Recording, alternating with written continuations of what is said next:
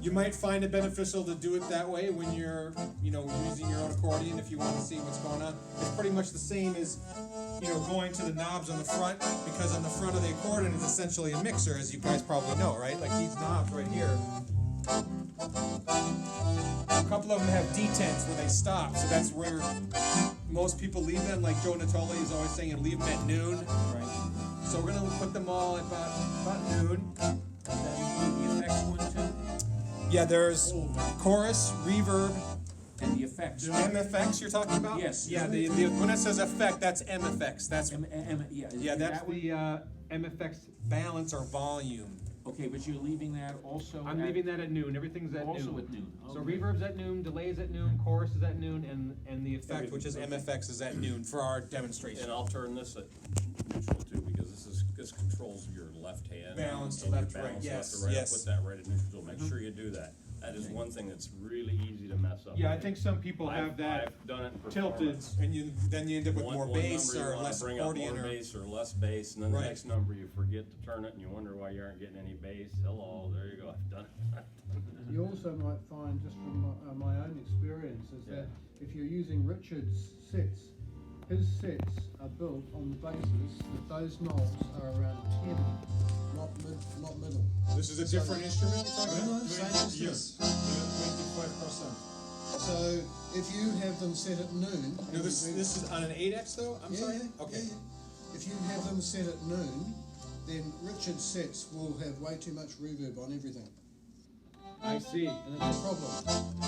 Because his default setting, his bass setting is different. So where he starts out is higher than where everyone else is starting at. Lower. He's starting Oh, okay. at around, if that's 6, he's well, he's right. He's a little less He's than configuring it higher, which means Richard has to turn the knob. In other words, he likes the same amount of reverb, but the knobs are in a lower setting. he started So when from you bring them up, you end up much wetter than Yeah, you're right. Richard likes it. Same starting same position is difference. different. Okay, so Only a problem.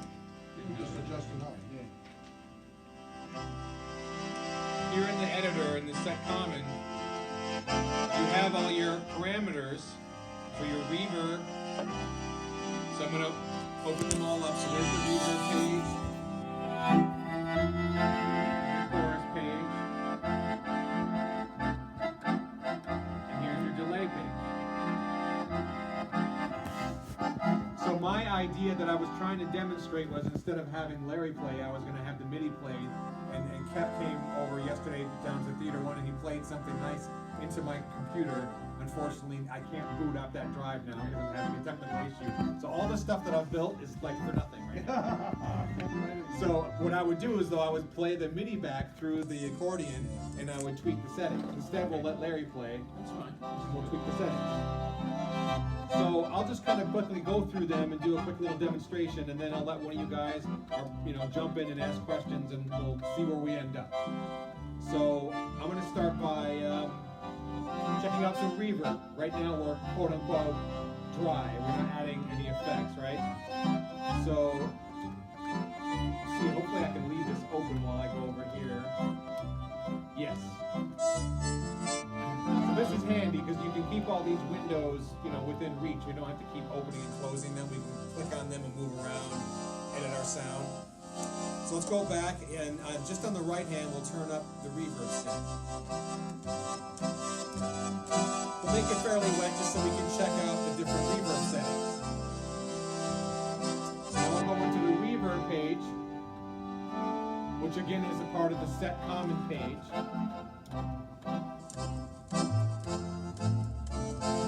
So everybody see where I'm at here, this little reverb window? Now on top you have macro settings, which mean if you choose one of those, you get all the parameters are adjusted for you. It's not like fine tuning, it's like a coarse setting, if you will, almost. Like you can choose. We should try each one. So keep playing.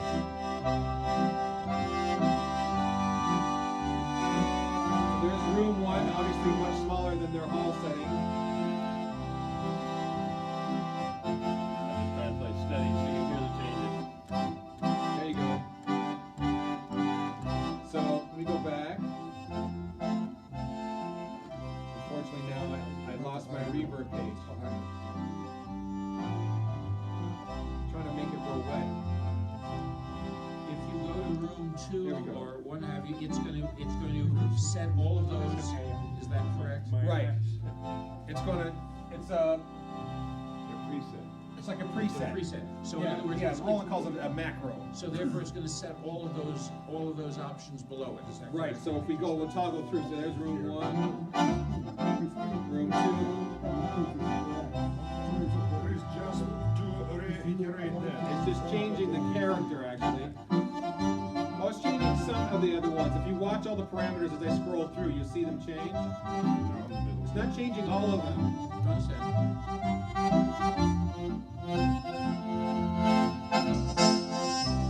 I'm gonna turn the reverb up some more.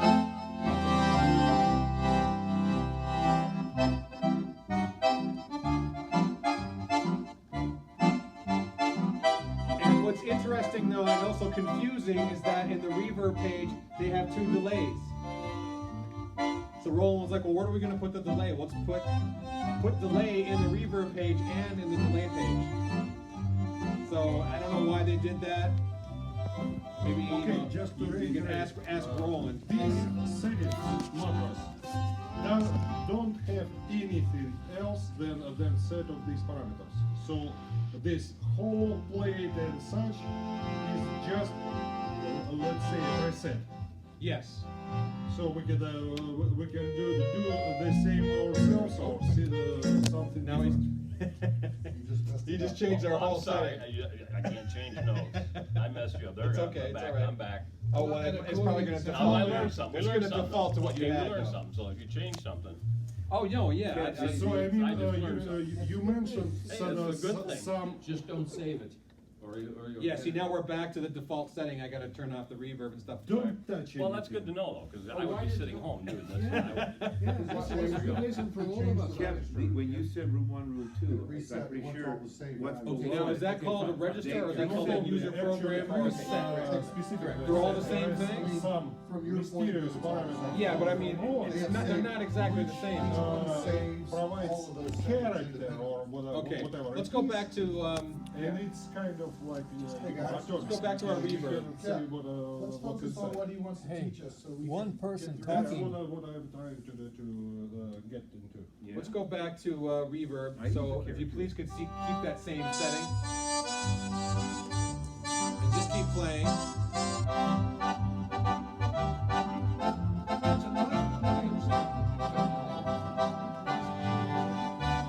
Okay, so just quickly I'll talk about the settings. So here you have your macro setting. And basically what it does is it steps through each of these character settings. It's a macro, so it changes all the settings, so it's a preset for that reverb. But if you want to, you can start at any macro and go through and change the character setting. It's not very clear in the manual. The manual says something like character is whatever sound, Changes the character. character, whatever. That's stupid. Yeah, They're they say. meaningless. So that's what I wanted to ask. So that character is actually just a set of these Changing the parameters. character is changing it from room 1, room 2, room 3, hall 1, hall 2. I understand, That- but these rooms and such are just sets of parameters and nothing else. So they don't have something Well, it like allows you to change, undividable. it allows you to change the type of reverb, but it doesn't affect any of the other settings. Whereas if you change the macro is going to change the other settings along with. I understand. the I mean, flavor. we can model from scratch any of these things. And Right. there is no real difference between whole one and plate. It's just the set of parameters. No, it's a No, I don't No, think it's so. a different reverb setting entirely, different, Yeah. it's a different. Setting, yes, but it contains only this number of parameters and nothing else. That's But what it I'm is, trying to it get. is a hall program versus a room program versus a plate program, so it's Roland's modeling, or Roland's version of what they think a hall should sound like. So it's not the same reverb, if you will, just, I don't believe it's the same reverb program tweaked in different Okay. ways to sound like a room, sound like a That's hall. exactly what I want to understand. So if I go to another thing, Another macro. macro, Yeah. and set parameters exactly like in room 1. Right. Will I have room 1? Well, let's find out. We could do an experiment right now. You can't make a spring reverb sound like a hall reverb. Physically, no, but Well, what I Kep see is saying, what he wants to know is Roland taking basically their reverb engine and tweaking the parameters and then calling that a room. Same reverb engine, same machine, if you will, tweaking the parameters, calling that a hall. Yes, exactly. Which I don't think they would do that. They could, but I think it would be a whole different algorithm, a whole different program, if you will, for each one. I look at those macros as if in a rack I had 6 different reverb units. We can actually do Yeah. And then I work with the one I choose. Right, you can only choose one at a time out of the rack, yeah. But what I've been saying, well, let's try something. Let's listen to. Here's room 1.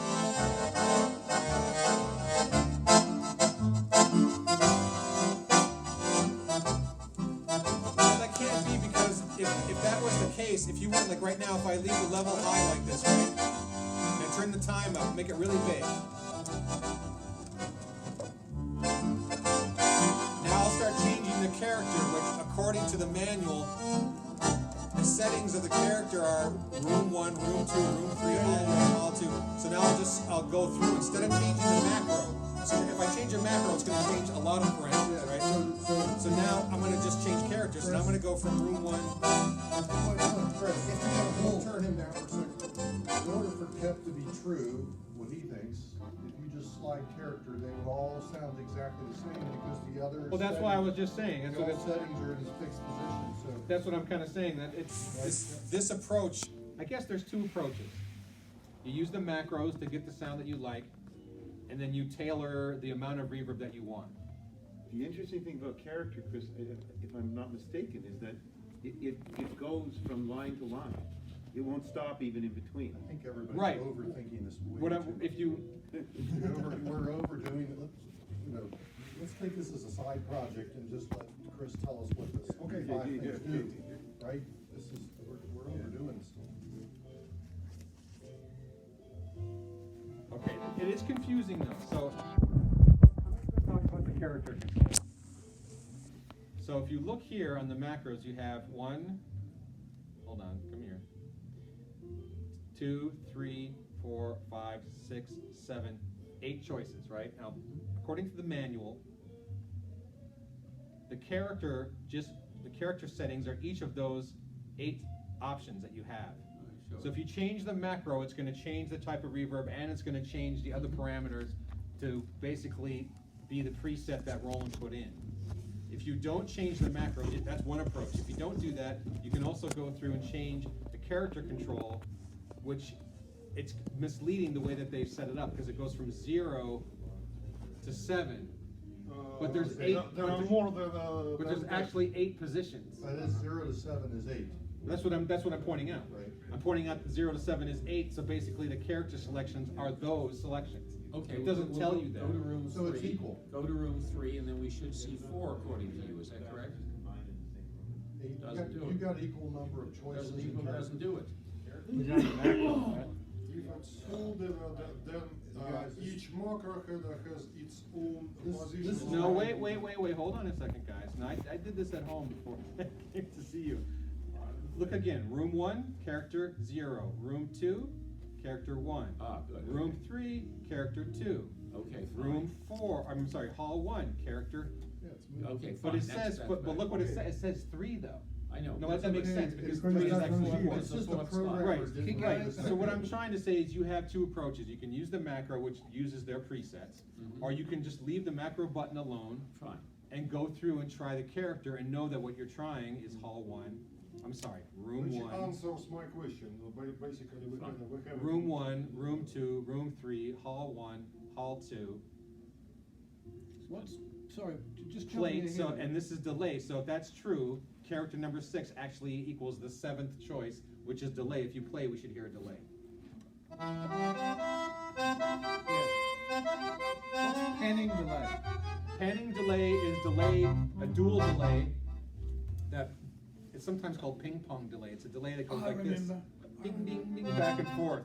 Between Not the always two like sides. this, but yeah, they're taking one source, of course, the accordion signal, but it's one source going to two delay units, and they're not always panned hard left and right, but they're usually panned somewhat left and right, too hard left and right, and sometimes it's called ping pong, so you can You get can do like, it on here too. you can get, yeah, you can get You the can adjust repeat. it right on here. So when you let off the note, it goes bing, ding, You put ding, this to ding, the like this. extreme in your ping pong. It's So that's obviously panning only going to be delay. effective when you're using a stereo setup. Right. Well, sometimes it can be cool, a cool effect. Yeah. To have the panning That's delay. nice, it's nice when you're So, doing it. so anyway, does everyone That's cool. understand the character function? And it is confusing. Because this is one of the things that when I was working with Michael a couple times, I said, hey, can I get your 8X? I want to go home and mess around. Because I'm looking at the manual and I'm looking at the editor and I'm like, that doesn't, what does that mean? Bottom And line. then in the manual it says, character is the setting to get the reverb effect that you need. That's what it says, something like you need. It says something like that. I'm not gonna take time to find the exact page, but it's very just Yeah. nothing. If you put the reverb page up, Mhm. we see the numbers changing when you go to different rooms. Yes.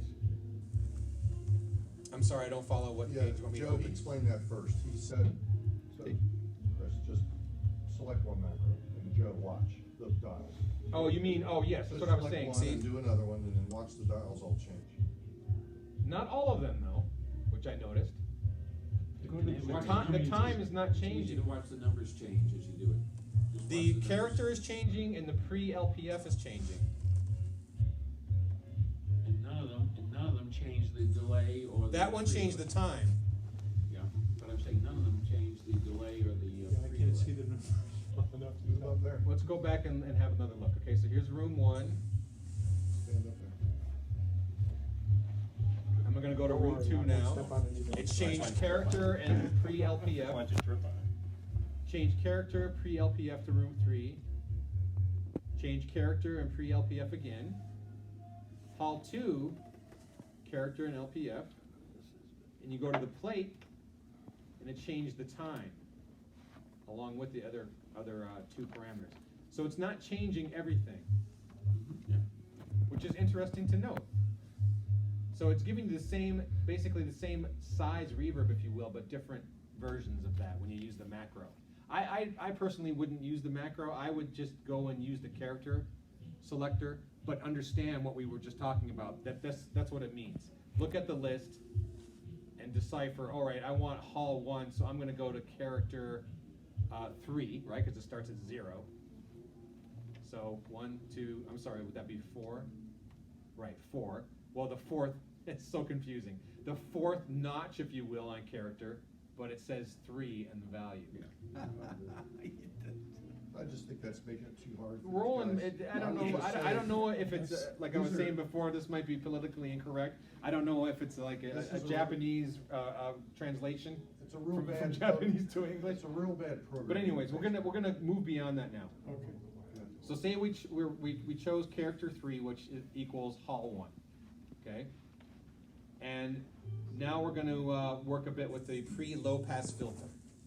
And if you don't know what a low pass filter is, it's a type of filter or EQ that passes low frequency information or filters out high frequency information. So the fact that it's a pre-low pass filter, it's filtering out high frequency information on the signal that's being sent to the reverb, not any other signal. It's not putting a low pass filter on the sound of the accordion that you're hearing, that the direct sound is not being affected. Only the sound of the reverb is changing. But instead of putting a filter on the reverb output, they're putting a filter on the reverb input, which is very common in audio mixing.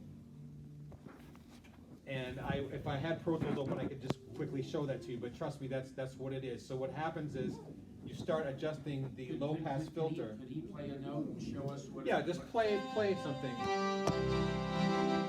I'm just gonna emphasize the verb. I'll turn the verb up.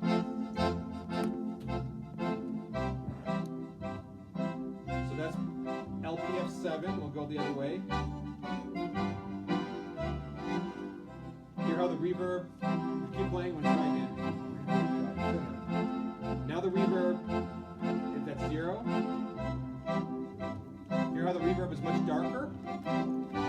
warmer, if you will. I'm going to extreme. 7 is basically all the high frequency filtered out of that signal.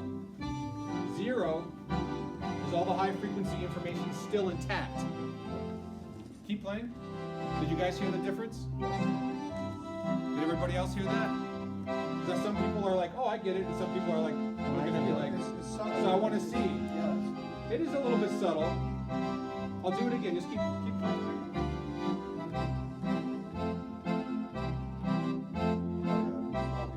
It's almost like you can say one's wetter and one's drier, but technically it's not. It's still the same amount of reverb. It's just that the reverb is being equalized, if you will, because its input is being filtered. Essentially, the reverb is being filtered. Technically, it's not, but you can just say it's a way of EQing the reverb. Some people don't like their reverb to be too bright because it becomes too obvious. And certain sounds like you heard here with that sound, you hear like a shimmery high-end kind of sound. And when reverbs tend to sound bad, it's usually in the high-end first. So a lot of engineers and mixers will start to filter out the high-end or even EQ the reverb to take some of the high-end down to make it sound more pleasing, to make it sound warmer, more natural. More real, no? More real, perhaps. You could say the exact. This is the same in the real world as if you had built an echo chamber. Like if I decided to take this room and turn it into an echo chamber, which is where reverb started. We close the door, we set up some microphones, we play our drums through a speaker, we catch the reverb with some microphones. So you could think about the LPF setting being the same as coming in here and hanging blankets all over the walls and putting foam on the ceiling and deadening the room down. So you're bringing that reverb time down, but also you're changing the tonality of the reverb. It's not as bright, it's darker, it's warmer. Essentially the same thing. So that control can be very nice because you may like a lot of reverb, but you might find the reverb sounds a little harsh or a little thin. So then if you start to use the LPF setting, you can warm the reverb up, make it nicer, and find a more pleasing sound, depending on what you're going for. One last quick note about using reverb like that is that mixers like myself, what we usually do is you can change the tonality of a sound by changing the tonality of the reverb. So if I have a vocal and the vocal is kind of harsh sounding, maybe I have a female vocal and I don't want to EQ it too much because it sounds unnatural if I use too much EQ, but I think it sounds kind of harsh and I want to make her sound better, I'll take a reverb and I'll make the reverb real dark and kind of murky. And I'll blend that in with that bright vocal sound, and together that combination will be more pleasing. So that's a way that you can use reverb to change your overall tonality or timbre. So that's really what this control can do for you once you start to experiment with it. I was thinking what was Joe yesterday did that futuristic sounds in there and all those variable sounds. Yeah, he had all kinds of Yeah, I mean, ambience. he had to use, I'm sure, this Yeah. same kind of situation. Yeah, he took time to go some of them through were- and decide. Some of them were flat, and then all of a sudden they just expanded right into a reverb. So now I'm going to move on because I'm way behind, and I'm sorry guys about my technical problems, but I'm glad that I'm making some progress now. So the next slider, time, can also be thought of as size, if you will. A way to describe that is maybe if you're going to go play your accordion in a jazz hall or a jazz club versus playing it at like, you know, the Sydney Opera House or in a stairwell of a building or something like that. The reverb time of those spaces is different. The jazz club, the reverb time is shorter, obviously because the physical space of that room is smaller.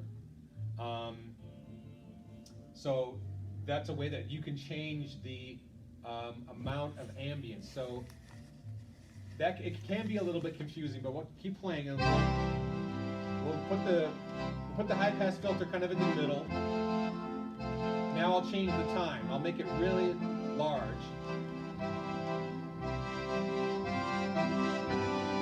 The best way to demonstrate that is just play a chord and then let off. Becomes a church. Now it's Sydney Opera House. Maybe. Now we'll go toward the other end. Now we're more like, I wouldn't say jazz club, but you get the idea. We've also got some delay in there, a little slap or something. It's not. I just want to check real quick to make sure that. Yeah. Well, delay is on, of course, is on, so. The echo was a little misleading. But yeah, because I didn't check the settings after he reloaded. Keep playing, just play the one chord and let off. Okay, now I'll change the time.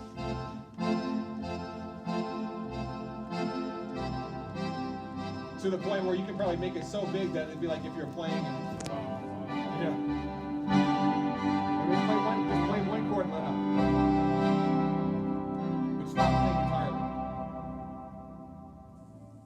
To really see that, so that tells you how the tail or the length of that reverberation, the time. So now I'll go back to small, do the same thing. Now that's more like a jazz club. Do it again. So you still hear reverb, but it's a short reverb. The reverb time is very small, which might equal maybe even this room. You know, but there's lots of other reflections in here too. But anyways, that's what the time does for you. Now delay feedback. Just a question, just so Okay, we're sure. clear. The yellow is controlling what versus what is the blue controlling? You mean the different screens? I have That's to forgive me, correct, I'm yes, colorblind. yes. So this is changing the balance of the effects inside the instrument, just like the knobs on the front. Okay, so that apply, but that doesn't apply to the entire instrument, it only applies to one register, correct? Correct. It's the one Right, sound. right. This is Sound, whatever it is. yes. Master Okay. two. Right, so if you switch to Orchestra 1 or Orchestra 2, No, you wouldn't. you would have to open these and do the same thing, right? You would, yes, Yes, yeah, yeah. But you can't open them until you choose it, but that's okay. Right, but that's what you're getting at, right? That's- No, what I'm simply saying is, you're controlling reverb on the yellow screen, Right, but you're also controlling reverb on the blue. I'm trying right, to find out. right. Well, on the yellow screen, sir, what we're doing is we're only changing the amount of signal that's being sent to the reverb that we're controlling with the other screen, and its particular finer points and parameters are being controlled on the other screen. None of those things are on the yellow screen. We're not doing anything but changing the volume or the amount of reverb that we're using. But Can I take a shot at this, Chris? Sure. Yeah, take a shot. Just, you know what? Can you shut that yellow thing for a minute? So this is the reverb on the instrument. There's a one reverb. He's setting the characteristic. You saw that. Over here we got 4 sounds we could have on the right hand. He keeps pulling up the dial that controls how much of this sound is going to that reverb. How much of this sound is going to go to that reverb? How much of this? Each one can be controlled independently. You can do like 100% of that and 20% of this. That's that little yellow page.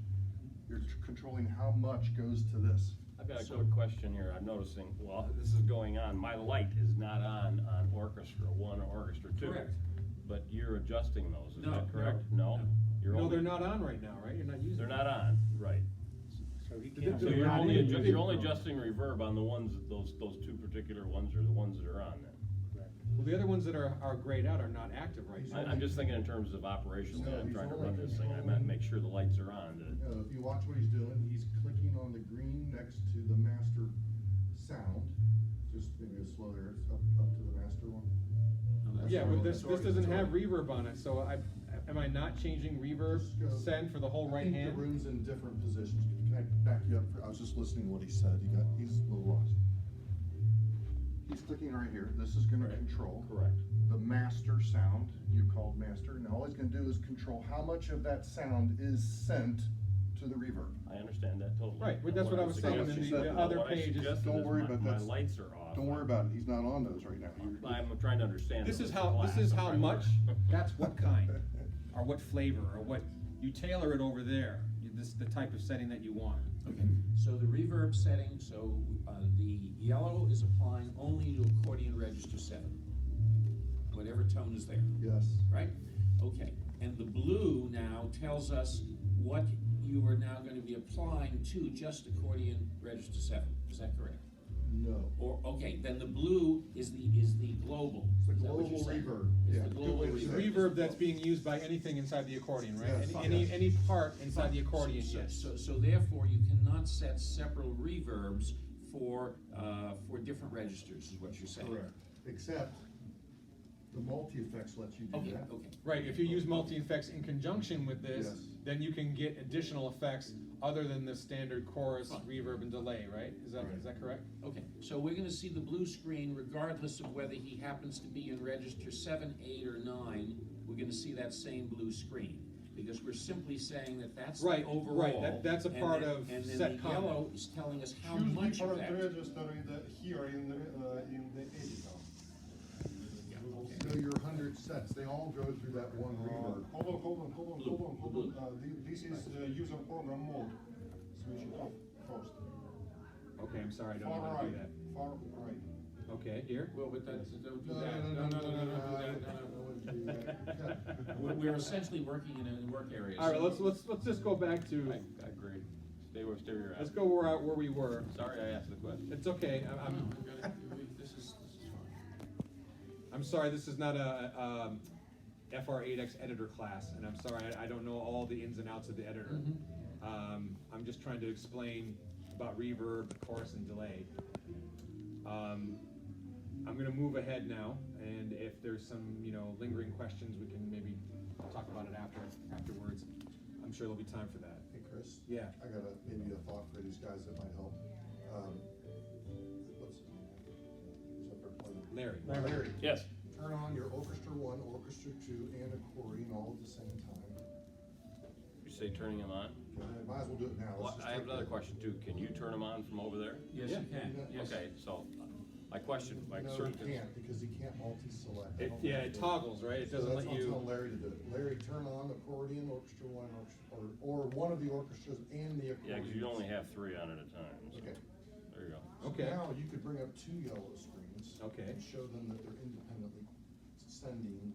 And again, it was a legitimate question. I'm trying to understand But we what the only have controls one are. blue screen. That's right. Okay. One global reverb. One global, so that really should That's be. why seen. they call it a send. You're sending That's fine. a signal. to Right, but the- also that's why it's a part of set common, Yeah. because these are common parameters, common to Yeah. all different registers and parts, Yeah. etc. Correct. Right, so I'm gonna go back now to talk about some of these other parameters. So we went over character, Thank you. pre-low pass filter. We talked about time and just demonstrated that. Now we'll show delay feedback. And what I wanted to show, which I was able to show the other day when I was downstairs, when you use delay, like back in the day when they didn't have all this digital stuff and they needed echo, it was called echo, it's the same as delay now. They used tape machines. You guys have probably heard of this, where you send a signal to a tape machine. Additional tape machine back in the day, right? You had one tape machine where you had your performance playing back. You sent it to an additional tape machine, and as it was recorded, it was coming back out the playback head, but it came out late because the heads are a certain distance apart. And of course, based on the speed of the tape, that determined your delay time. So this was called tape echo back in the day. Well, when this first started, somebody came up with the idea, what if we take that delayed signal and send it back into the tape machine at the same time? And what you get, instead of just having one repeat, you start getting multiple repeats. You start getting to the point where you can have an echo repeat indefinitely, to the point where it will overload and basically blow up your whole mix. Now, staying on the verge of that is something that a lot of artists have done over the years. If you know anything about Jimi Hendrix, or if you've heard any of the old Hendrix recordings, there's a lot of delay and stuff used in there too, where they start the feedback, and they turn the feedback up almost to the point where it's just gonna overload, and then they kind of leave it there, and then they bring it back down, and it creates this really insane effect, which you can use for your accordion if you want to. I don't think many of you probably would. Except Joe. Yesterday. So let's demonstrate. Now we're set to delay, but one of the confusing things about this is that we're inside the reverb page of the set common page, right? Of the set common parameters, and that's confusing. Roland decided to put 2 delay settings inside the reverb. That's just what they decided to do. So I'm going to turn this up. I'm going to leave the feedback where it was. And I'm going to ask Larry just to play a chord and then stop. Or Just one hit. So now you hear the. It has some feedback because there's more than one repeat. So I'm going to turn the feedback down. Keep going. So now we have just one. 2. Just one. Well, we have 2 because there's the original Yeah, and the delayed one. Yeah, one So now keep hitting it, and I'm going to start turning the delay feedback up. Keep going. I'm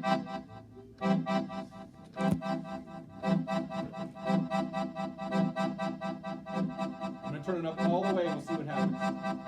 I hit it once and stop. So it's not infinite. At least I think the Roland engineers were smart enough to go, you know what, these guys don't want it to go, we don't want it to blow up. We don't want it to keep feeding back to the point where it's just like, because it could do that. A lot of times, like I just explained, it can be, that could be a creative effect. 7/8 rhythm when you press the chords and they go over. Oh, it can be, this can be used as a very creative performance tool, which it has been for many times, I mean for many years. So what we'll do now is we'll go back, I'm going to turn the delay feedback all the way down, so play again, so now we have just one repeat, right? So now I'll change the, we can't do it on here, we have pre-delay and a delay time, we have to go to the delay page for that. So let's go back to reverb and we'll talk about pre-delay. Another thing that engineers did back in the day was, before you had echo chambers and digital reverbs, they used chambers and plates, which is a mechanical reverb, but in order to get more space and make the ambience larger, to make the room larger, they would put a pre-delay. So what they would do first is they would take the signal from the mixing console, go through that tape delay, tape echo situation I just told you about, take the output of that tape echo and send it directly to their reverb device, which could be a plate or an echo chamber, which is very useful. So you're not hearing the delay anymore. The delay is only delaying the reverb onset, if you will. So you're putting an amount of time between when the signal gets to the reverb and when the reverb actually happens, which can make your ambience much larger. So it's kind of like the first reflection in a room, which is part of my reverb presentation that I was showing a little bit the other day. Like when I'm talking here in the room, you're hearing my voice directly, you're hearing the first early reflections, which are bouncing up the walls closest to us, and then you're hearing some the final echoes in the room dying down after that. If the room was larger, that first reflection would happen later. So that's kind of the same thing as the pre-delay.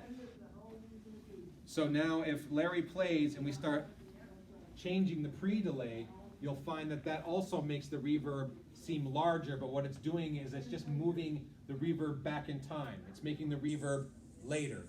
So if the reverb is, say 2.5 seconds long, it sounds larger. You're not making it larger. You're not making it larger than 2.5 seconds. You're just making it happen a little bit later.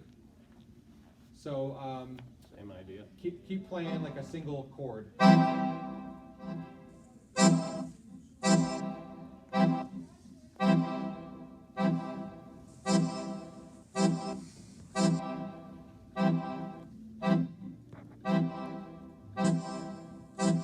It's not really changing.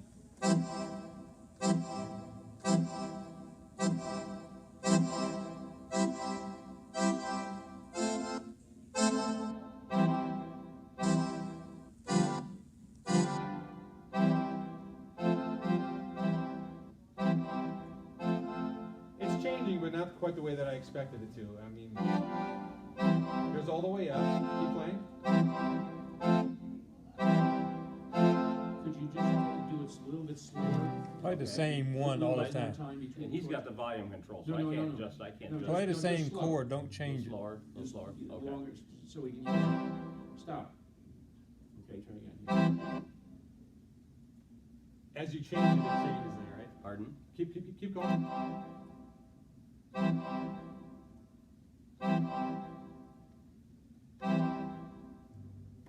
Yeah, it changes it. It's somewhat subtle, the hall setting. Let's You want me to hold it for a second and let No, up? let's just and let keep it? doing it. I'm going to make the time a little bit larger. Just keep playing the same thing if you could, please.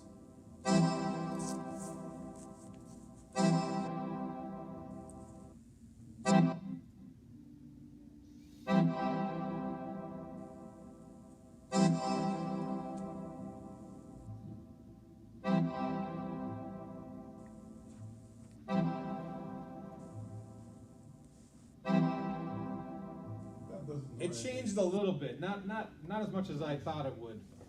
It's immaterial. I mean, some of this is me describing what are typical reverb parameters and typical adjustments you can make in all reverbs, and then Roland's version of it, which is not. It's a little different than I guess what I expected. So maybe if I was a Roland guy, I'd be able to go, well, what we've done is we thought we would change the program a little bit to be a little different than what you might expect. I'm not entirely sure. But pre-delay time is what I told you guys. That is the definition of pre-delay time in a reverb. It's when you add time from the beginning of the signal when it gets to the reverb, if you will, to the onset of the reverb. If it's set to 0, the reverb happens right away. If it's set to 5 milliseconds, it starts 5 milliseconds later. 10 milliseconds, etc. Any questions before I try and move on? So we did delay. I didn't do delay time. Let's try that. Let's go, we went through all of these. I'm going to switch to the delay parameters. I'm going to go back to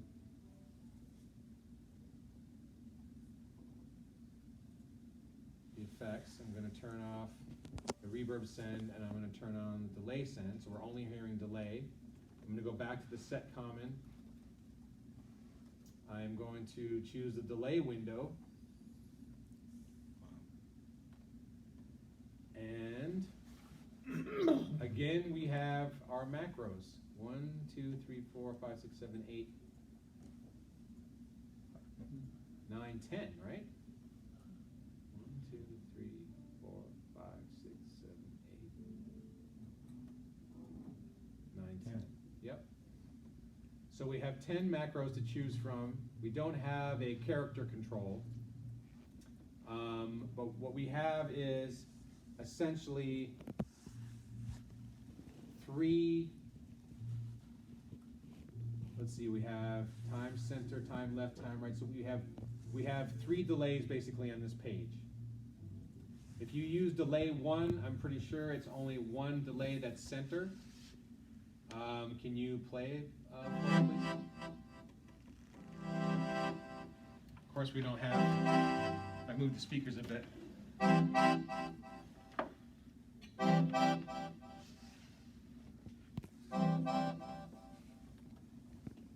So delay 1 is just 1 delay in the center, and if we change the time, we'll get a longer delay. Keep playing. So that's a bit longer. I'll go much faster.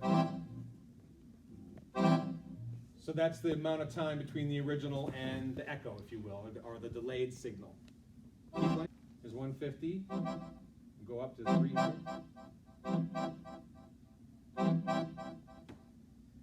And again, we have feedback down here on the bottom. If I turn the feedback down, we should only hear 1 repeat. Oh, that's not true. We should go to 0, not negative feedback. But this is you. But you're going to negative numbers, you go to the right. Okay, there we go. Just 1 repeat. No feedback. 300 milliseconds. So now I'll go 460. Try again.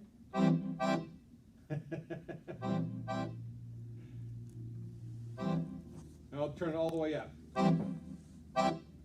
A second. 1,000 milliseconds a second, right? So Play a song. it could be useful of a very slow tempo arrangement, right?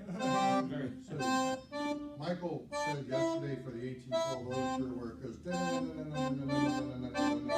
he's not actually going with both hands. He put a delay on.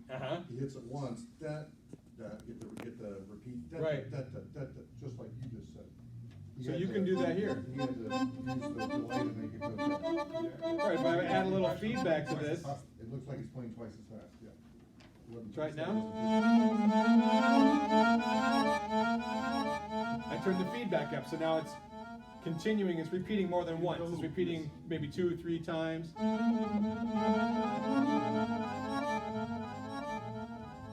which could be completely unusable depending on what you're doing. I don't know. I mean, what Bob said, right? He just did only one repeat with it. Right. Yeah. Right. So I'll put the feedback back down.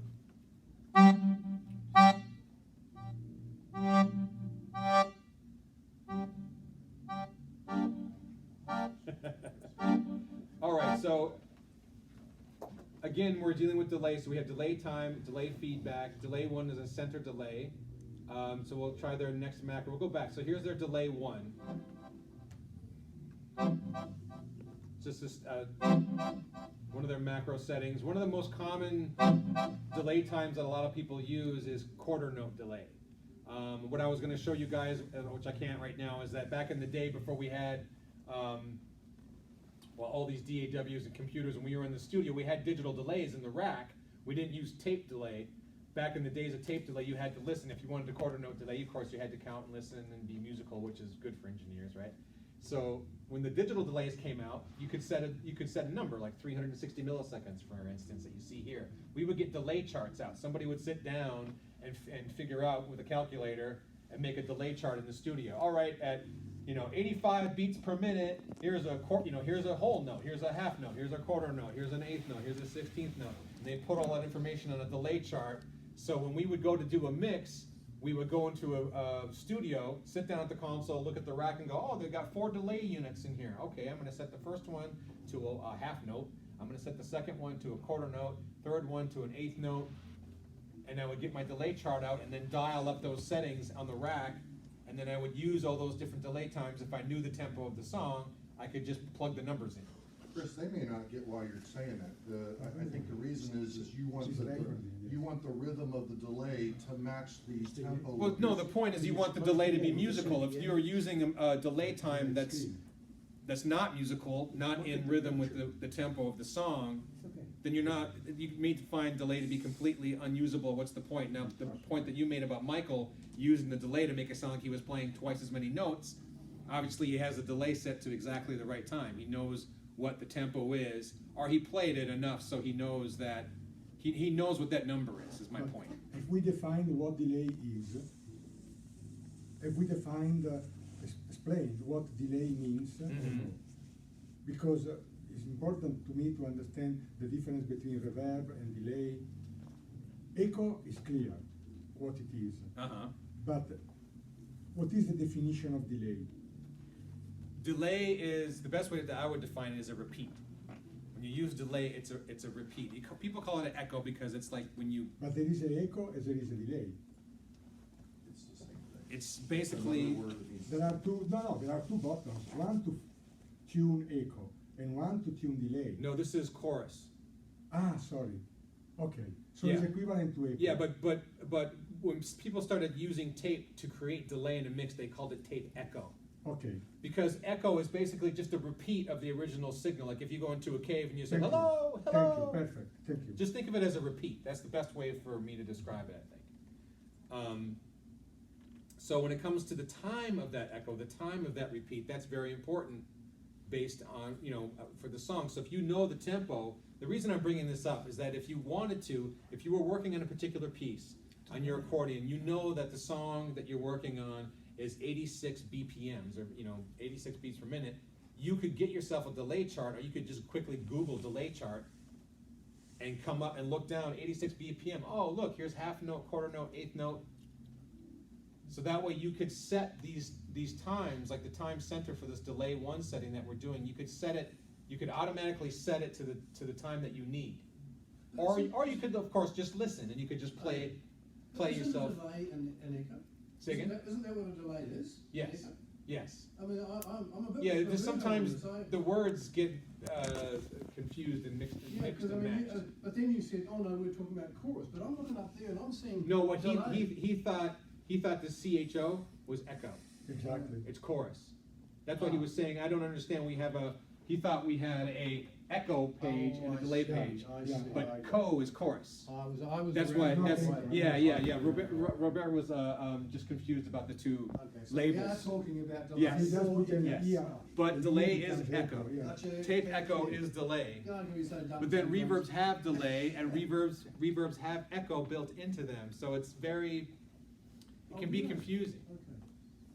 But you can't set, well, wouldn't think that you could, apart from the specific concert items, if you're just a general gigging musician, you can't change the delay every time you play a new song. But you could easily make presets for your stuff, just like Michael did for his overture, right? He set the delay preset in his instrument. That's where, I mean, the delay, and this is kind of cheap, I think, or low end, the delays you buy for guitars allow you to step on it and set the tempo of the delay by, you can start your song and start stepping on it to get the delay pattern, the time to be right, and then it's matching what you're doing. That's how they do that. Also, you can do that right here. I do this a lot in my studio. I think it's called all8.com, but you can just type in tap tempo. Yeah, but I don't know. Now, there is a tap tempo multi-effects, but I can't figure out how So you do the tap. play a song, anything. Play a rhythm.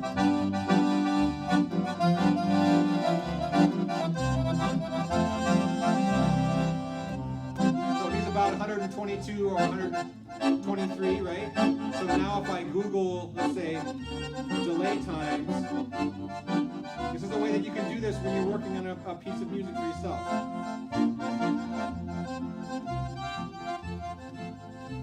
When did I say 123, right?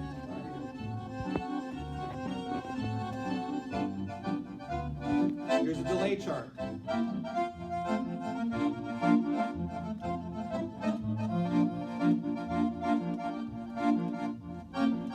See what I was talking about? This is what we had in the studio back in the day. I mean, you can still use it now. So I said like 122, 123. We can look here. Okay, so we have whole note, half note, quarter note. So the third line's quarter note. Let's go down to 123. Quarter note's about 487.8, right? So let's go back to the editor.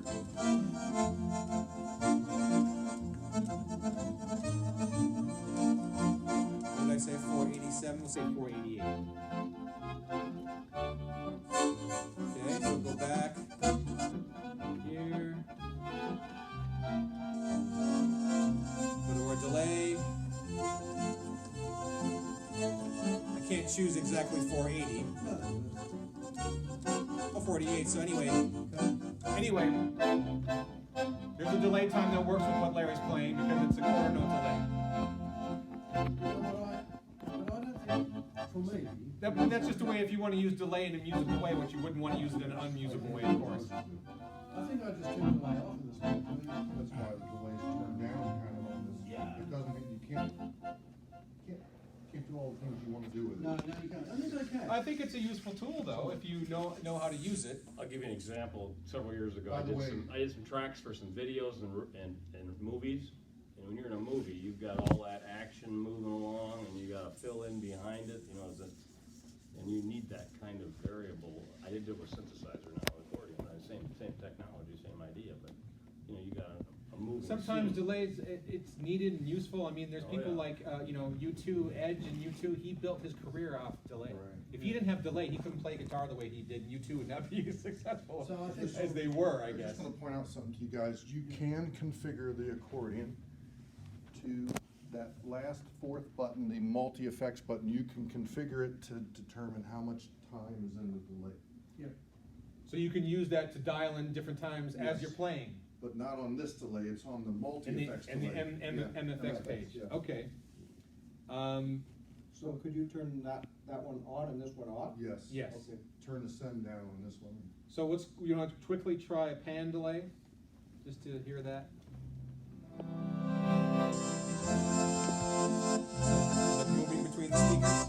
Yeah. Just play one note once. Hear it going. Instead of the delay just coming right at you here, it's here and here and here, depending on their preset. And Chris? Yes. Yeah, is there a way, I don't know what the setting is, but I would only want the delay to come in when I've paused on playing. I think they might call that a gate or some kind of shelf. Is there anything in here that I get to a pause and I don't then it think, the delay only kicks way in. that you could do that is if you could enable some type of switch on the unit to turn it on at that point. But that is something that engineers and mixers do quite a bit. Sometimes we call that, Sidechain. we call it, well, you could call it sidechain, a lot of times we call it a throw. A throw, like we do on the end of vocal lines. Instead of, you can't have this big long delay going all through the verse, but when the singer sings that last word, we would turn the delay on so that last word would repeat and last into the, maybe even to the next section if we wanted to. The only thing possibly, and I don't know, probably won't do it, but your chin switches, but I don't think they're functional. in You that could probably do situation. that to But the chin turn on switches a are set up- delay. I've got them set up for reverb and several other On the things. but- compressor, that would be like a threshold or something, you know, where it kicks in when the volume gets to a certain threshold. I guess on a delay, I would be wanting the opposite where I the, guess you could. I mean, I don't know if you can, so you're talking about like a volume or velocity sensitive switch, I guess. kind of. So, in summary, there isn't really any useful, effective benefit in setting a kind of default delay and introducing a small percentage of that and just using that all the time. Now, it That's why- depends. If you listen to what Michael Soloway played at, I forget which performance it was, he has a saxophone setting that he likes that has reverb and delay on it, and that's his stock approach to the sax tone on the I A. think that's why his comment, if you look at all of the default settings, the delay is set very, very low. And then, Yeah. following what Chris said, you pick one song, you get your setting, you turn it up. Yeah, well, That song. it's important to basically note that what you're doing is, while you're playing the digital accordion, it does so many things, but at the same time, you're being a mix engineer, really, because you're mixing the sound, you're mixing the effects, and that's why what Bob said is that the default patches give you some reverb, a little chorus, and a little delay, because that's what a lot of mixers, and that's what most of us like when we try and get a sound that we like. We'll add a little reverb, maybe more reverb than delay and chorus, but you add a little delay in for a little flavor, for a little tail. So it's like having, 3 different colors to paint with, and you paint a little more with one than the other, but you still use the other two. Like, you It's still slightly use. different, isn't it, than just straight out tone quality, like EQing and things. Yes, it is different, but it does change, obviously, the overall sound of the instrument as you're playing. Well, I think one thing you could do, I haven't done this, I'm just, I'm still learning. I've had this thing for 5-6 years, folks, and I've still a lot to know. I would think probably what you could do, you could program one note for the one saxophone with the delay and the other note without the saxophone and the delay, and if you're playing along, if you're tricky, you probably could switch notes and go over there and have it all pre-programmed and memorized in there. I mean, there's Or you could ways even around have a it. different octave on the keyboard, have the wet sound and Right, have the you dry could sound, right? take a That- section, That's you could another take way a to do section what and you do it want us that to way do. too. Right, so you could be playing with your normal Correct. tone on one spot of the keyboard, and then when you got to the end of the song, even if it was just for one note, Right. you could hit that one note that has all the big delay on it Right. for the grand finale finish, right? Right. That's a way. Right, That's you an could easy do it. way to achieve what you were talking about. You could do it. Yes. Yeah, we'll go to that in a moment. So I'm gonna jump ahead a bit to chorus. So you have reverb, delay, obviously we just went through, you have chorus, and here's another weird thing about Roland. Here we have delay again. In the chorus page, at the end, we have macros here for short delay with feedback. So we have, of course, we have delay in the delay page for Roland, but we have delay in the chorus page, and we have delay in the reverb page. I'm sorry. Chris, I'm wondering this, that of course, I think their program interface is kind of basic, but if you look at the multi-effects, a lot of times you'll see the basics like reverb by itself, chorus by itself, delay by itself. Then you'll see combinations, chorus with delay, that's one effect, chorus with flanger, delay with chorus, delay with, with reverb. I wonder if that's what that means, that it's really the combo one together.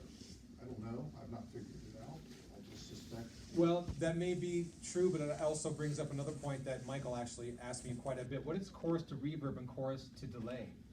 That might be if you look at the multi-effects, they have it starts at 50-50, and if you take the dial to the right, it becomes more delay than chorus, and if you Okay. take the dial to the other side, it's more chorus than delay. Well, I mean, the answer that I gave Michael is the answer I'm gonna say now, is like, you know, why would you want that? And my answer is, a lot of mixers, we don't just use one effect at a time. And we don't always use effects in parallel, if you will. Say we're on a mix board and we're mixing a vocal, and we have reverb, we have delay, we have chorus on our mixing console, and we can bring those faders up along with that vocal. Sometimes we don't just bring up those sounds, we send those sounds to each other. Right.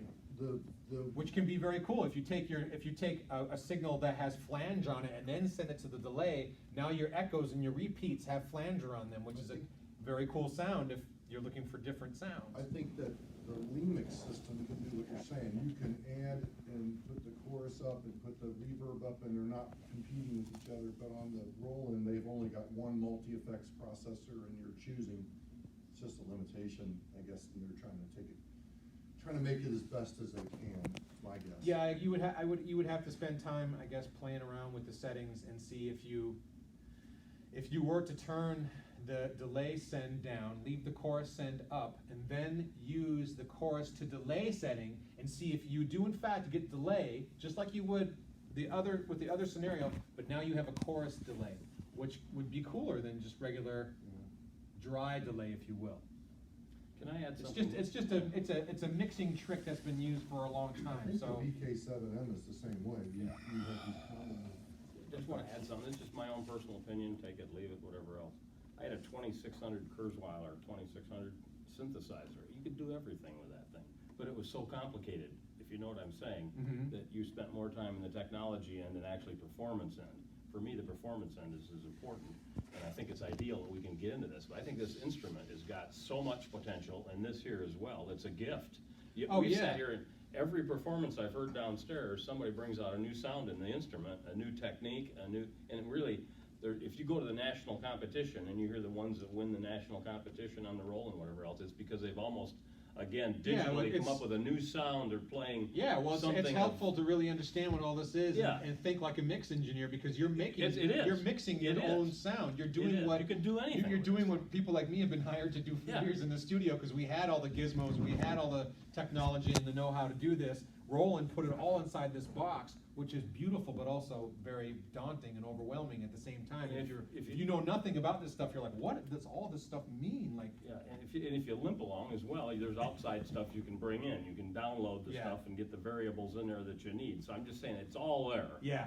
It's all there, and I think the beauty of it for me has been, it's endless. I've had this thing for 6 years. I find new sounds all the time. I have no idea. I mean, when I first started messing around with it, but after coming to the symposium and hearing and seeing and starting to really dive in, and just doing this right now, the more I get into it, the more I'm like, man, this thing has just got so much stuff. But I know we want to move on, because I want to be able to touch on MFX a little bit and try some equalization, because that goes back to what we were talking about before. Before we do that, just quickly, in the chorus page here, all right, we have chorus and we have flanging, or flanger. Now, I just wanted to quickly give just a quick description of what chorus and flanging are. I demonstrated this yesterday. I wish I could demonstrate it now, but my computer is just not cooperating with me. Basically, you produce chorus by taking a signal, duplicating it, changing the pitch of that duplicated signal, and combining it with the original, which we talked about in, I think, yesterday's class. Happens in the natural musical world, inside instruments, inside pianos, 12-string guitar, inside the accordion. With a mandolin, you have multiple strings tuned to the same pitch, but they're not exactly the same.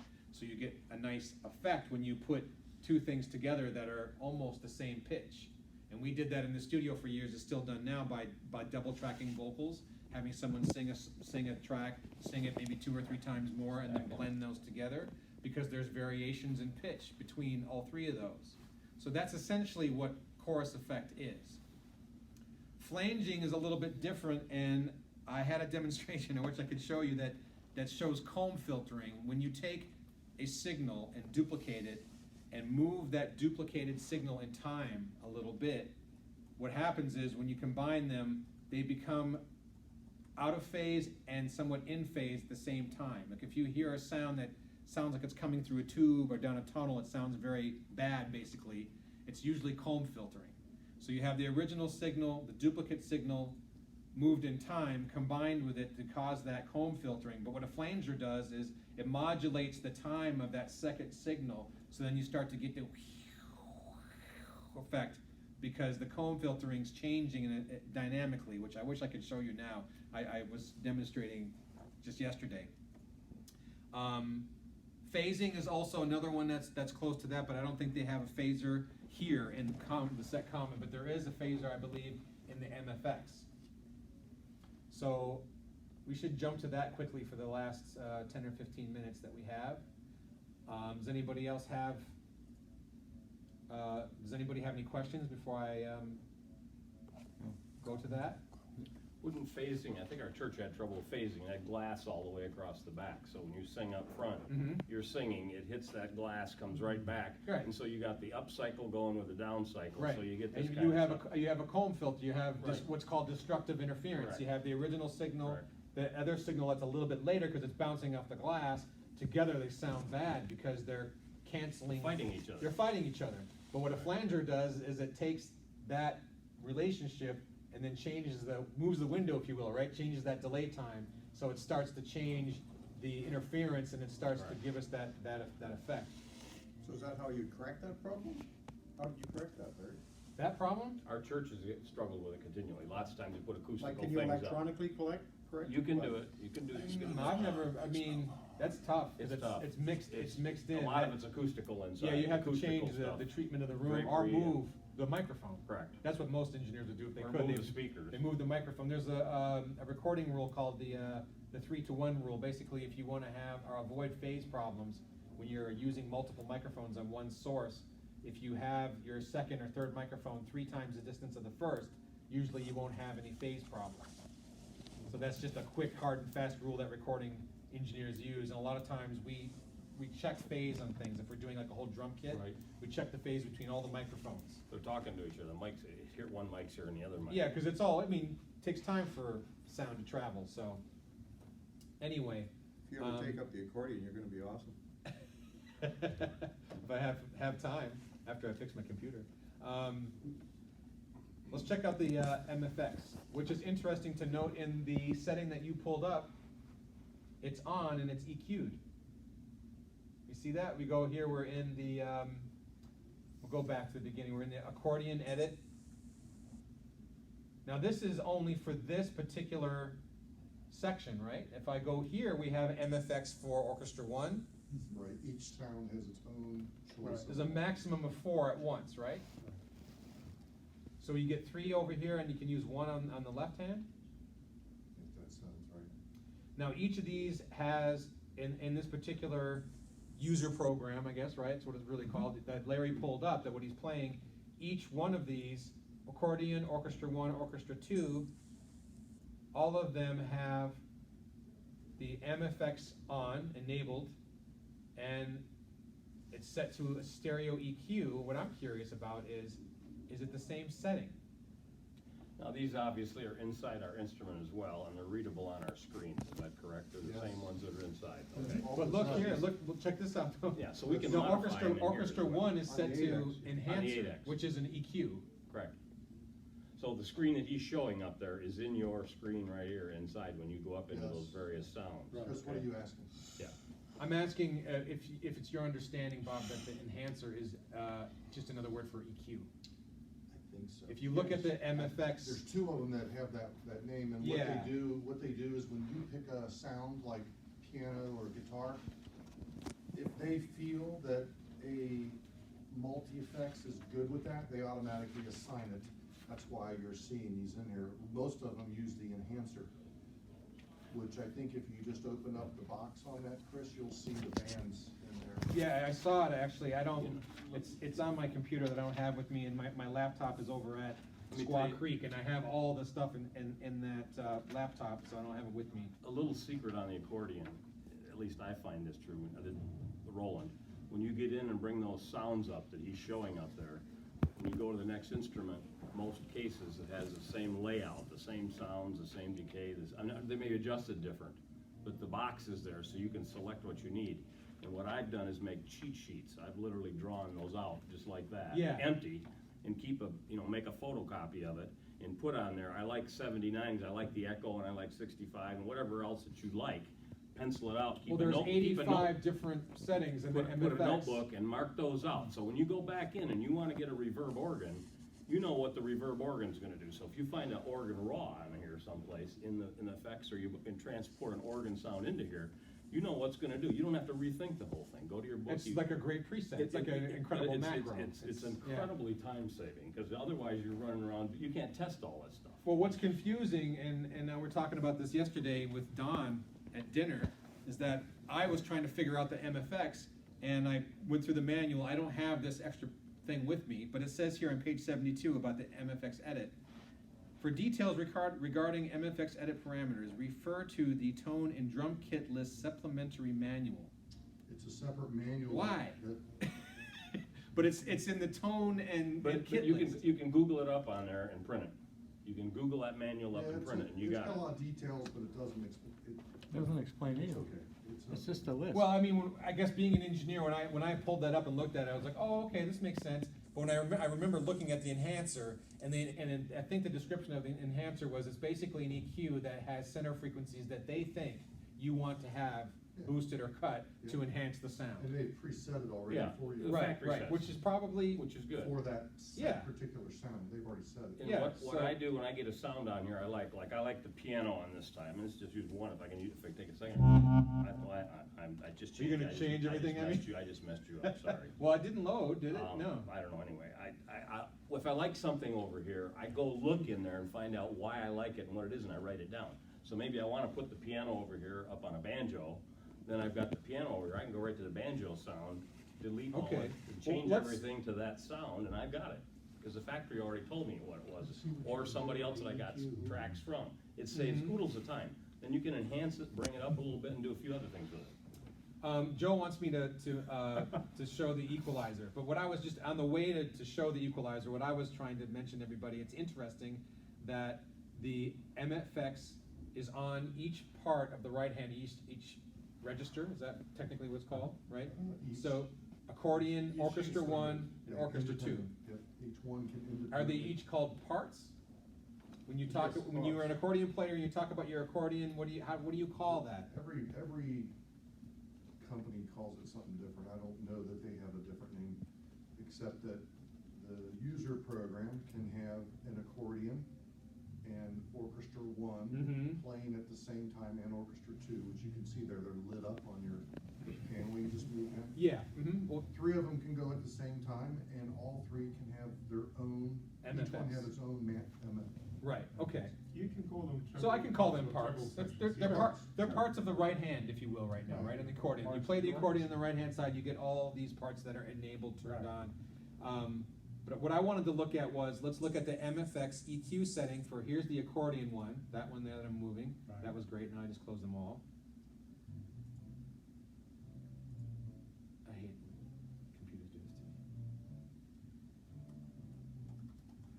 to me. So there's accordion.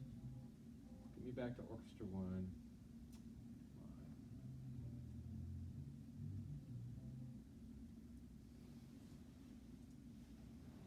See, but then it closes the other window. There we go.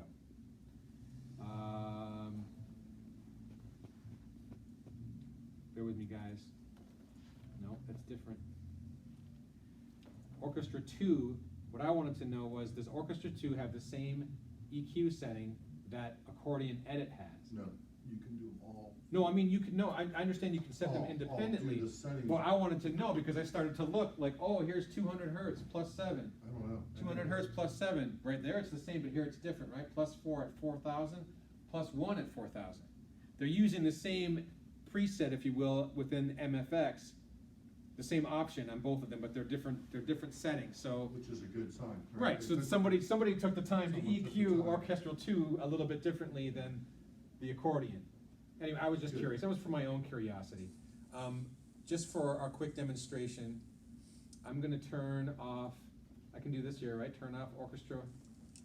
I just want accordion only. Okay, so it's a little different when you do it on the editor than when you do on the instrument, huh? Anyway, we have just accordion playing, if Bob will sorry, Larry, if you'll play for us.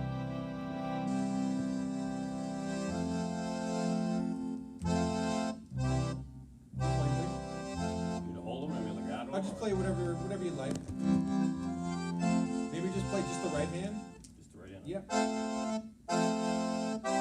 the EQ's on, stereo EQ, and what you have here is you have a high band, a low band, and two mid bands. So you can adjust the treble, you can adjust the bass, and you can make two adjustments in the mid range. And the low here is a shelf, which means if you start boosting at 200 hertz, it's going to bring up 200 hertz and everything below 200 hertz all the way down to 20 hertz. Rather than doing a peak EQ or a bell EQ, it's a shelf, and a low shelf is basically a line up, and then it stays up all the way down to the end of the spectrum, down to 20 hertz. Right, and the default there is +7? I don't know if this is a default. This is part of the user program that he pulled up, wherever you got it from, or I'm not sure which instrument we're looking at. yeah. So wherever he loaded it from, it was preset this way. Probably a preset, yeah, probably the default. So they're adding 7 dB at 20 hertz. I mean, sorry, 200 hertz. So we're boosting at 200 hertz, and we're boosting everything from 200 all the way down, plus 7 dB, and then we have a high frequency shelf, +4 at 4,000 hertz. So on the other side of the spectrum, to try and, since I can't draw it for you and I don't have my computer, on the high end we have a shelf. So we're boosting at 4,000. So 4,000 is coming up 4 dB, but everything from 4,000 all the way up to 20,000 is boosted. Is boosted, right, so we've dealt with below 200 Yep. and above 4K. And if this is flat, what I'm kind of describing is, imagine a line between my hands, Yes, smiley face. Yeah. right, Or what's sometimes called the loudness curve, right? Because you're Right. boosting the treble and we're boosting the bass. Yeah. Same thing as when you were a little younger, including me, no offense to anyone, and we went and we turned the treble and the bass up on our stereo. That's a high and low shelf EQ. contour was another word they used. Contour, yeah, that's another one. So now we've dealt with those first two have dealt with the below 200, the above 4K, Mhm. and what's between is still sitting on in our minds at the moment, still sitting on the lines. And now what have we done between the two? They have a setup. So the mid bands are almost fully parametric, and you can adjust your center frequency, you can adjust your Q, and you can adjust your gain. And if you remember, or you were there for the EQ lesson, fully parametric is all those controls are fully variable. They're not completely variable here. I played with this a little bit. They're basically stepped. Oh, you can adjust these, of course. So we can select different frequencies in the mid-range, Yep. but we cannot choose anything in between. We can do 8,000, we can do 6,300, we can't do 6,500. Right. And that's what I was saying is a definition of a selectable equalizer. You can't continuously vary it. It's not going to make a lot of difference to our ear, I don't think, is it? Yeah, I think so. You think so? Okay. Yeah, I mean, well, it depends. Maybe you're right. Maybe at this point it's not, Maybe the instrument could depend on depends on where you're playing it in the Yeah. range. Do you remember what you did at this point for the accordion with Michael's 4X? Well, they look exactly the same. Yes, I do, and I'm going to try and demonstrate that. But first, I'm just going to show you. This is what a high shelf looks like. Only one is bifocal. Just so you know, and in our example here, high frequency, EQ high frequency 4,000. So it starts here at 4,000, it's boosting that up, and actually the way the shelf works, it starts at 3 dB up. So it's actually here by definition. This is where 4,000 is. It's 3 dB up from the base point from 0, right? So if we're going up, we're actually boosting some frequencies below 4,000 a little bit, and then it's staying up all the way down. I should say all the way up Yes. to 20,000 cycles. Yes. And a low shelf is the same thing, but as you go down in frequency, right? So here's 20K, here's 20 hertz. So here's your high shelf. Yep. Here's your low shelf. Yep. Okay? Now, in contrast, here is a high bell or peak, sometimes called a peak, depending on what manual you're reading or who you're talking to. Yep. So this is more of a bell curve. Instead of boosting at that center frequency all the way up, we're boosting at that center frequency Right. That's a little bit up and a little bit down. And the Q control determines how wide this is, Right. which was part of the EQ demonstration if you guys were there for that. So Joe was just asking if I can quickly demonstrate what I did to Mr. Soloway's sound. Using the 4X, I EQ'd the right hand and the left hand. I think we EQ'd the right hand a lot more, obviously, because it has the accordion sounds, not the bass sounds. So if you can play, what I'm going to do is, before you do that, you can actually hold on. I'm going to shut the EQ off, and I'm going to flatten out the response, if you will, or normalize the EQ. I'm going to turn all the boost and cuts off completely. Whoops, not frequency. So right now, if you look at the two mid bands and the high and low frequency gains, they're set to 0. There's no boost, there's no cut. So what I did with Michael's particular sound that day, I didn't, well maybe I don't think I started with the shelf. I can't compare the 4X equalizer settings to this quickly right now. But the way that I approach it is this. He was playing a sound and he said that he didn't like the sound. He played me the 8X sound, same patch if you will, or same preset, and then he played the 4X. And the whole problem was the 4X didn't sound as good as the 8X. What can we do? So I started listening to the two of them and noticing a difference in the mid-range, that the 4X sounded harsh, or tinny, or aggressive. Pick one of those adjectives. And that's basically, I think, been like the common opinion of the sound of certain patches on that instrument. So what I did was I figured, well, I could do a smiley face, but instead of boosting the low and boosting the high to get some sound away from the mid-range, because to me the mid-range is where the problem exists. Being a music and recording engineer, I know where to kind of go. I can listen to a sound and go, I do it all the time, like when you guys are performing yesterday and this morning and tonight, whoever it is, I don't care who you are, you plug in your accordion, you start playing. I'm back there with my computer and I'm listening to the room and I'm listening to your accordion sound, and I'm usually adjusting the mid-range. If it sounds a little harsh to me, I'm usually doing one of these, but down.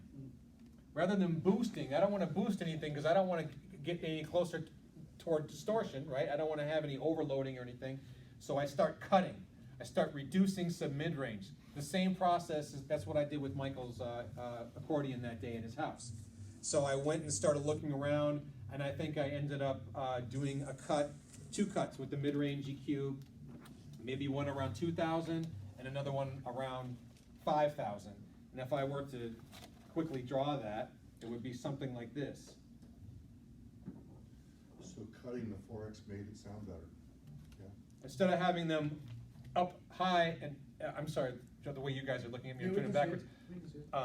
Instead of doing it down low, from your perspective, and up high, I did it in the middle. Because usually in the mid-range is where the problem is, like I was just saying. So, play the sound you have, please. Not a bad sound, just the right hand, please, sir.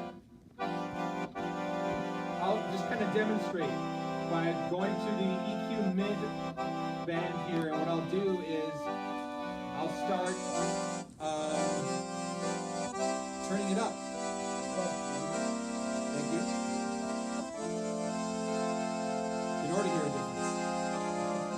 Now, we have to remember that Q is backwards. Q is an inverse measure of the bandwidth. So a very small number is a wide Q, and a very large number is a narrow Q. So I'm going to continue boosting. You can hear it starting to sound kind of nasally. Now, pay attention to what happens when I start moving the frequency.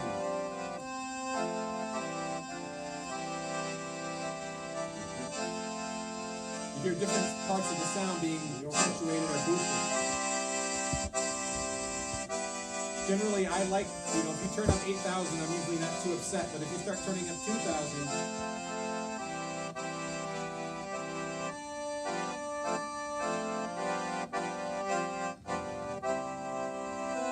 seems quite a bit.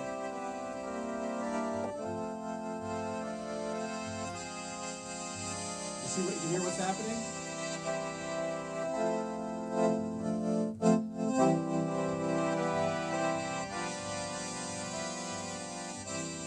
The reason why I'm doing this is what a lot of engineers do, and I don't remember exactly if I did this with Michael, I probably did.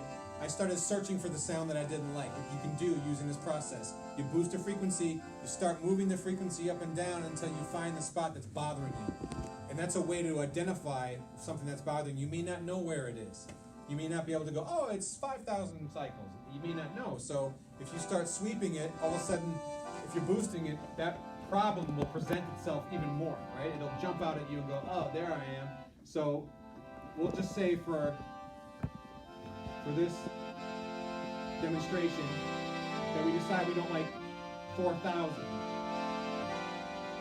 We're up at 4,000 plus 14. So now I'll go down and I'll turn that, instead of boosting it, I'll cut it. Which should warm up the sound.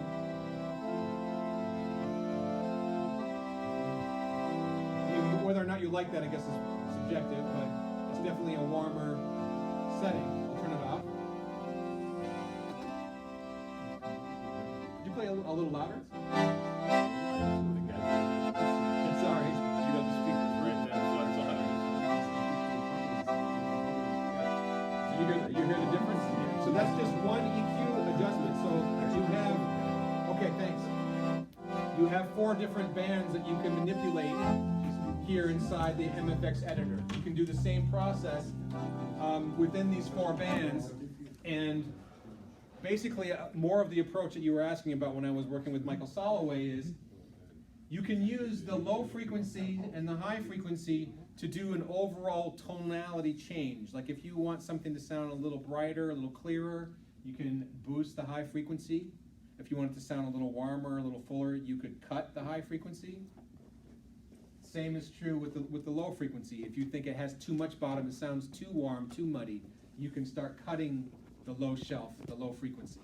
So you can use these two to kind of do an overall change or an overall sculpting to the sound, and then you can use mid 2 and mid 1 to kind of go in and pinpoint some spots because they're almost fully parametric. You can be somewhat surgical, if you will. Yeah. These are like broad strokes. These are like fine tuning. Yeah, I think that's where the secret lies for me. Yeah. With the accordion sound, because it's the tonality of the accordion sound that I'm chasing, and probably the low and the highs are okay. I mean, I think it's Right, but you may find that the lows and highs may do a general tweak, do something in a nice general subtle way that you like, and then you can use, like I was saying, the mid 1 and mid 2 to do kind of surgical things, and then once you figure out what you don't like, if you're playing whatever, harmonica sound or something, and you don't like a particular part of that sound, you can search around and find the sound you don't like, then cut that. You know what I've used as an. I got a question. If to do the sweeping, well, obviously you can't play it and do the sweeping at Well, the same that's time. why I set up the whole thing that Right. doesn't work today. What I want to ask him though, can he play? Can he? You can bring it up on the screen. Can you? You can adjust it. Oh, What yeah, I'm saying yes, you is, can. what I'm saying is, can you put it as an MP3 on there and play it through, and then? That's and different. that That's way an you can audio see. player, so it's not actually using the tone generator with So inside the bring that machine. bank of information up right on here and Yeah. play it and just like I did. in Yeah, practice. yeah, no, but he but wants to know I'm how to talking do about it the without having sweeping. to play it at the same time. So, Because he's sweeping as you're playing, so you have to stop every time you make yeah, you an can't adjustment. sweep and play at the same time. You is can't what sweep he's and play at the saying. same time. But you could turn up a little bit and then try it a little more. And Sure, turn up. You could- sure. Yeah, you can do that, but I'm talking Right. about doing the sweep. Well, like what I he's just trying did to do. here was what I did with Michael Soloway. Michael was playing, and while he was playing, I started playing with the EQ, and he kept playing, and I played with the EQ, and we stored that, and then we waited, we compared it to the 8, and then Yeah. he played the 4 again, Right. and then we tweaked it again. What's worked for me is good as I was raised in choirs. I always sang in choirs, but this is a little bit like a choir in a sense. You got the soprano. Sure, lower, I understand Think, what you think of it like a choir. You got a big choir, and you got your lower sounds, your lower Yep, frequencies yep. over here. So you want to bring the bass up a little bit, You wanna bring Well, the if you, tenor up? if you were using this EQing EQ is on all a that choir, way. like a choir track, a choir It's sound, that's exactly what you'd be EQing is doing. all You'd be that. Am I done with raising, this? Can I on a just unhook sound. this? hold on one Playing. sec. No, I don't You wanna. gotta be able Make a to. loop. Can I Well, just that's shut it another off? Okay, guys, possibility. I'm sorry No, about you my did great. technical That was problems perfect. today, I'm really trying, I wish I could, the way I set my system up, you saw it downstairs, it's like, it's so easy for me to demonstrate a lot of these things.